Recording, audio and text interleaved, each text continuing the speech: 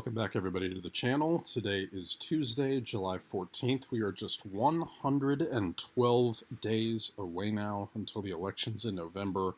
I know that still sounds like quite a bit, but in reality, it really isn't, as that's going to go by pretty damn fast. So we're going to break down the state of Texas today, as in recent days we got some pretty interesting and rather shocking polling news out of the state. Now, a little bit of background about the state. The last Democrat on the presidential level to win in the state of Texas was Jimmy Carter.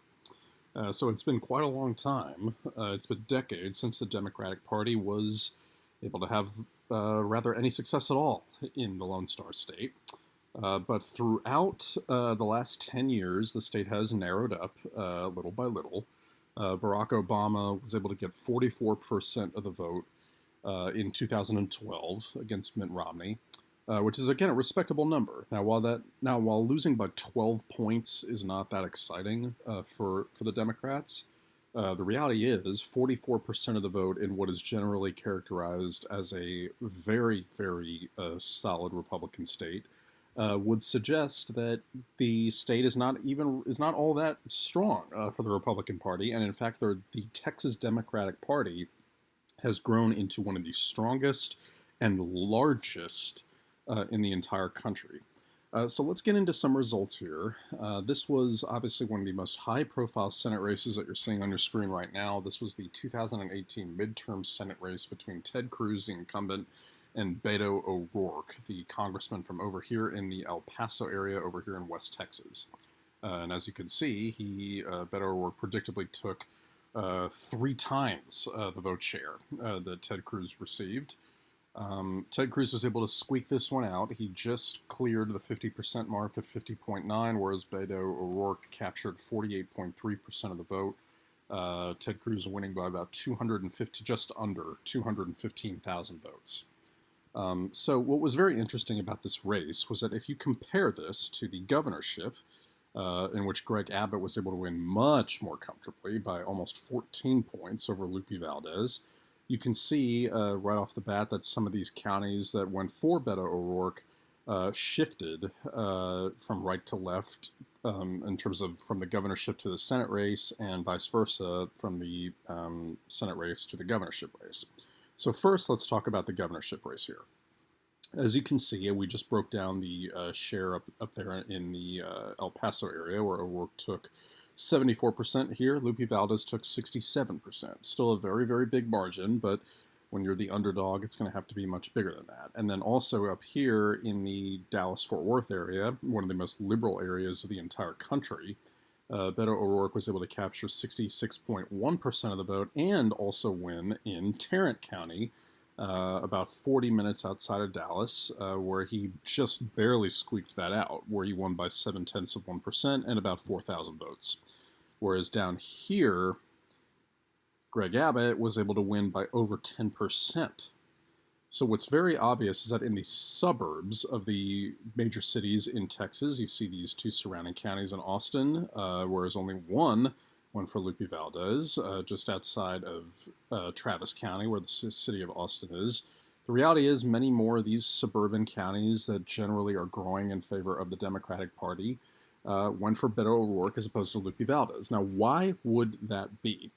Well, the reason is, first of all, Beto O'Rourke, of course, as his name gave away, has a rather consistent and substantial tie, and very sentimental tie, to the Hispanic population, especially down here in the southern portion of the state. And you can see that all these counties, Cameron County, Willacy County, all very lopsided margins for Beto O'Rourke. Of course, Ted Cruz was able to grab one of these, Kennedy County, but as you can see, not even 200 votes were cast in this county, so that's basically insignificant. So Beto O'Rourke was able to capture all these counties, and several of which came in this large section down here where Big Bend is, and that, of course, is the largest congressional district in the state of Texas that is currently controlled by Republican Will Hurd, who, while he has said is voting for Donald Trump in 2020, has been very, very outwardly critical, one of the only members of the House of Representatives to be outspoken against some of the things we've seen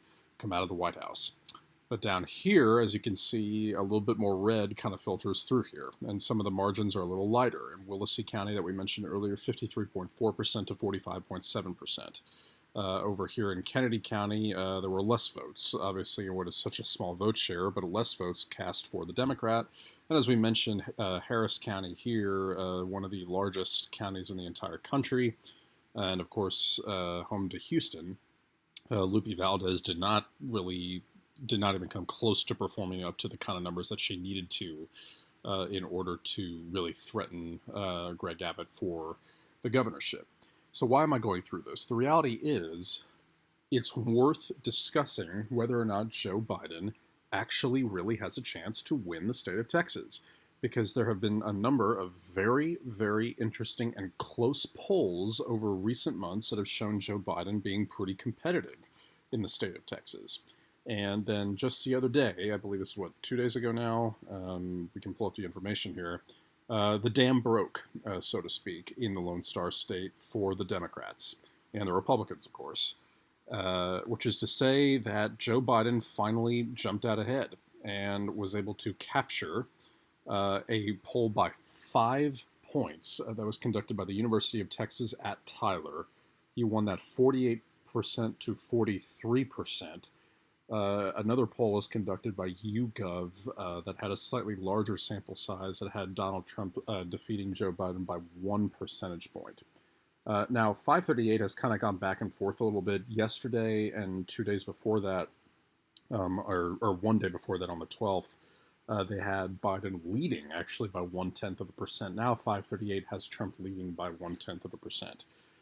So clearly it doesn't really matter who's ahead or down in that scenario. But when you see these polling results, again, we'll go from the standpoint of Biden's campaign because he's in the lead nationally here. If you just go down the list, -1, +5, -4, +2, +1, -2, a tie, -1, -4, tie, +1, -5, dating all the way back to late April. That is a pretty clear indicator that this is a competitive state, and a state in which Joe Biden, if he's winning a poll less than 4 months away from the election by 5 points, it means he has a chance to win the state of Texas. And needless to say, if the state of Texas and its 38 electoral votes flip from Republican to Democrat, the election is all but over. So if we scroll down here, the question is going to be will Joe Biden be able to outperform Lupe Valdez and come closer to Beto O'Rourke's numbers, or will it be the other way around? Now, the demographic drivers that we're seeing here, this is obviously what it's going to be. The minority vote share that is obviously filtering through the Sun Belt at a very, very high rate, and is obviously very much good news for the Democratic Party. As you see here, reporting counties with higher minority populations tended to favor Democrats, which is obviously extremely good news for them, whereas older counties reported tending favor to the GOP. Now, that's obviously not breaking news, as older voters, older white voters tend to vote Republican, and minorities and younger people tend to vote Democratic. College-educated voters, there was no clear relationship between education level and the vote in these counties. Now, what's interesting about that is that Beto O'Rourke was not exactly a candidate who really talked about education policy that much throughout his campaign. He was much more rooted in standing up to corruption coming out of the White House and by Donald Trump, and he was a little more rooted in sort of the Obama school of thought, which was a little bit lighter on the hard policy and a little bit louder on the rhetorical and messaging, especially when taking on I'm not making a political statement, but rather polarizing political figure that is Ted Cruz. Whereas Lupe Valdez, on the other hand, was a little bit more rooted in that kind of thing, as she had a much more progressive view of what she had in mind for the school system, and she lost by considerably more. Now, of course, Greg Abbott is more popular than Ted Cruz. Ted Cruz is one of the most unpopular Republican politicians on any level in the entire country. And Lupe Valdez, furthermore, is just not nearly as well known as Beto O'Rourke was, and didn't generate nearly as much fundraising or national publicity or anything of that nature. But it is worth noting that Joe Biden, who has been a little bit lighter on that kind of thing, on the hard policy so far, in fact, he's been pretty light on everything. He hasn't really been campaigning that hard. And it does appear that his campaign strategy to this point is just to let Donald Trump self-destruct, as his own campaign has put it. Those aren't my words. It's worth wondering if that is an intentional thing coming from his campaign out of this state, because we've seen that could potentially work in the Democratic Party's favor. Now, in the U.S. House of Representatives, obviously Louis Gohmert here is one of the more far-right Republicans, but the reality of the situation is, what we've seen here is, look at these shifts. Okay, this seat, even a seat that was very, very, solid for the GOP in a number of things. I mean, you can see how it's shifting, more and more to the right. 45, 55 plus 50 in this seat. And for president, it was lighter in the earlier years. So you can see how the state of Texas is becoming more and more divided.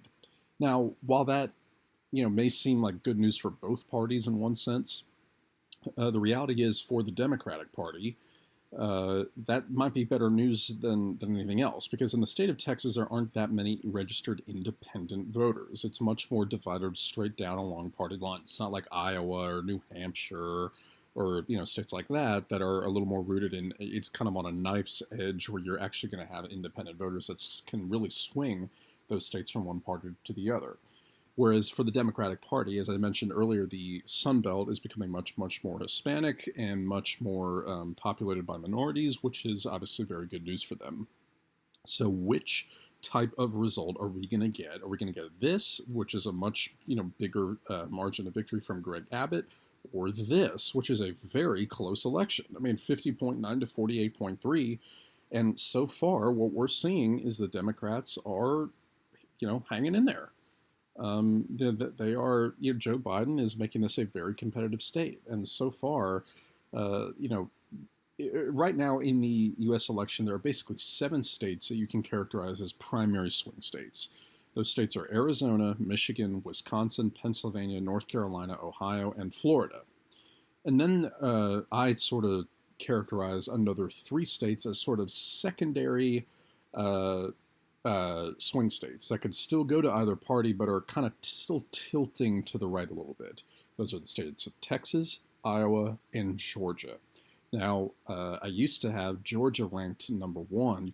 You can see a whole nother thing. I'm going to do a video on the other swing states in my channel pretty soon. Stay tuned for that.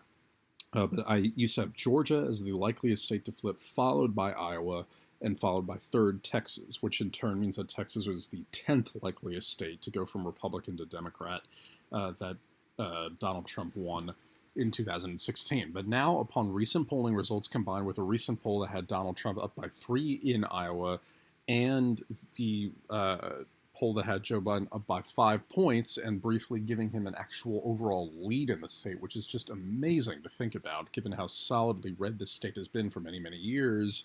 The reality is, it's definitely up there. It's a swing state. This state could be won by the Democrats in 2020, and I'm slotting it now ahead of the state of Iowa, and before too long, it could go ahead of Georgia.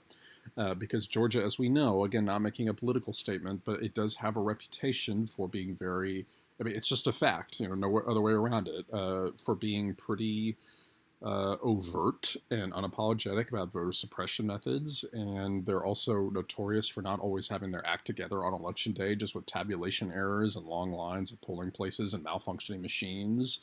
And so, those kind of things, while it doesn't, mean it's a merit, deficiency by any means, those kind of things generally favor the Republican Party, because as we know, lower turnout is better for the Republicans, and higher turnout, as we saw in this election, is better for the Democrats, who see here 8.3, almost 8.4 million votes cast in this election, and about the same in this election. So clearly there was very high turnout, but a lot of voters decided to vote for Greg Abbott and for Beto O'Rourke. So what does that mean? That means that in the U.S. Senate, there's a direct correlation and a direct association between the U.S. Senate and the president at the time. Whereas here, this is a much more personal race for Texans. We see a similar kind of thing in the state of Montana, where Steve Bullock was the only Democrat incumbent governor to win his election the same night that Donald Trump won in a state that he represents.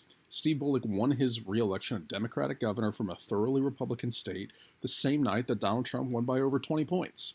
So here what you can see is there are a number of voters, probably some here in the Fort Worth area, maybe a few here and there in the Dallas area, that voted for Greg Abbott because they trust him on a variety of things, and they might be sort of, inherent Republicans that are, or moderate Republicans, or sort of right-leaning independents. Again, I know there aren't that many in the state of Texas, but there are some. And they trust Greg Abbott, and they want to be governed, they themselves, by Greg Abbott. But a lot of them, like we've seen a lot of Republicans, a lot of independents, and certainly Democrats, as all the polling indicates and the job approval ratings indicate, that Donald Trump is deeply unpopular in this country, as is Ted Cruz. And again, this kind of result suggests a much bigger desire, I guess, among voters to, have somewhat of a check placed on Donald Trump. And that's why Ted Cruz, this was definitely the hardest race he's ever faced, and probably the hardest one he's ever going to face until his retirement. Okay, let's be honest. So for now, unless things, break a certain way for the Democratic Party, I mean, this is the way it's going to remain, for a little while, maybe at least on the Senate level. But on the presidential level, as we're seeing this kind of thing, voting for a Democrat this much more, by 6 points more, just under that, that suggests that voters are sick of Donald Trump. They have a great deal of disdain for them, a great level of disappointment in him. And as a result, Joe Biden, who's very, very popular amongst independents, amongst Hispanics, amongst African Americans, in a state where there are a lot of those people, is going to have, I think, a pretty similar result to this number here, 48.3, if not a little bit higher, just like he's going to see in Georgia, and like he probably will get in North Carolina because of the state's very high minority population. So with all that in mind, I'm not necessarily predicting that the state of Texas is going to go blue, but at a bare minimum, I think this is the floor for Joe Biden and the Republican Party, which is hemorrhaging voters right now and is losing in polls all over the place and has a deeply unpopular incumbent. Anybody who tells you that this is the same kind of situation as 2016 is completely wrong. Hillary Clinton never had as big a lead nationally, and never even came close to having a lead in the state of Texas. Remember, on Election Day itself, on Tuesday that morning, she was trailing in the states of Ohio, North Carolina, and Florida. She was a little bit ahead, barely in Michigan, barely in Pennsylvania. The only state that was really just drastically wrong was the state of Wisconsin, a state that she led by over 6 points and then lost on Election Day. That was basically the only state that there was a real shocking poll factor. The polls were not wrong in 2016. The mainstream media was. And it was much more shocking that Donald Trump won, simply because he is obviously not a politician and had so many controversies over the course of his campaign that it seemed just rather, inconceivable that he would actually be able to pull it off. But he did, nonetheless. Joe Biden is in, I would say, conservatively twice as good a position as Hillary Clinton is. And examples of races like this on the national stage in the U.S. Senate compared to this on the state level are part of the reason why. So again, to sum up, I'm not necessarily predicting that Donald Trump is going to lose the state of Texas, but I am predicting that Joe Biden is going to come within 2.5 points, just as Beto O'Rourke did, and that Donald Trump has a real dead heat on his hands in the Lone Star State, just as he does in Florida, North Carolina, Ohio, Michigan, Pennsylvania, Wisconsin, Iowa, Georgia, and possibly even Missouri. We haven't even mentioned that state yet. So it's going to be very interesting to see what happens over these next 100+ days. So thank you guys again so much for watching. Please, if you haven't already, please subscribe to the channel. And as always, please comment down in the comment section below any suggestions you may have, anything you want me to touch on. I will do my absolute best to make a video based on anything my viewers decide they want to hear about, because as we all know, voter concerns is the biggest thing in this election. So thank you guys again so much for watching. See you in November.